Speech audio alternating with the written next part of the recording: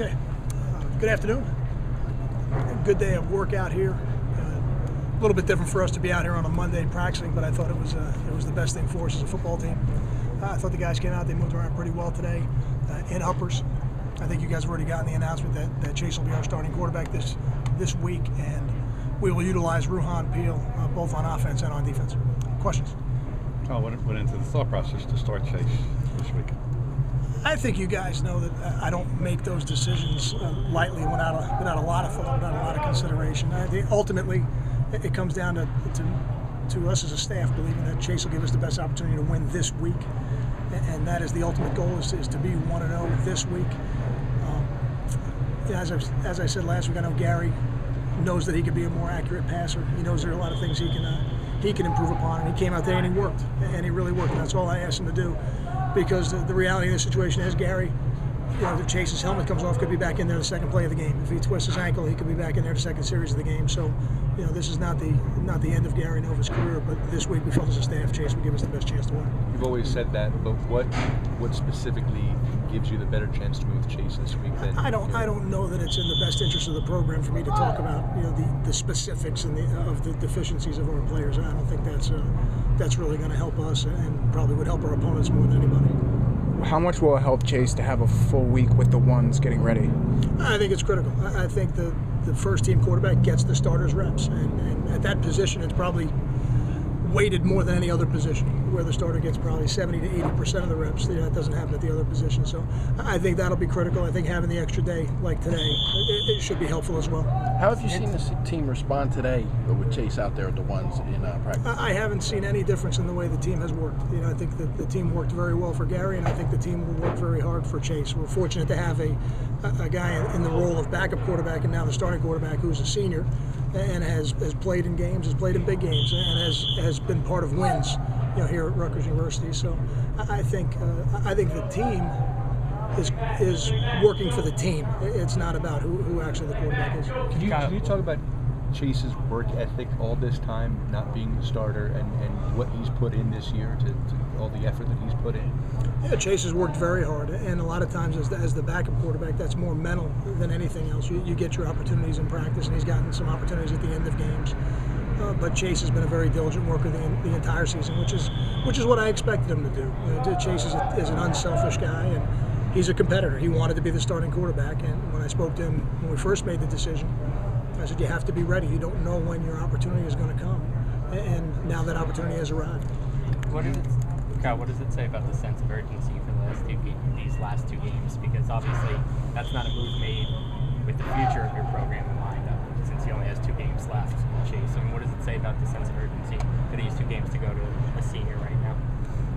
I don't know if I didn't make the decision to create a sense of urgency. I made the decision because I think it gives us the best chance to be 1-0.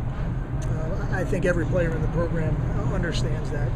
There has to be, on some level, there has to be a certain level of performance that you have to meet, or we have to look at other options. And I think right now Chase gives us the best option to be 1-0. Is monitoring Chase any kind of issue? He hasn't played say he takes 70 snaps. He hasn't done that in 2 years. Is that a concern issue at all? I don't think so. I think Chase is in good shape. I think his arm is in good shape, and I don't have any doubts that he'll be able to go the distance. Kyle, when did you tell them, and what was each of their reactions? I spoke to both of them last night. I think the reactions are what you would expect them to be.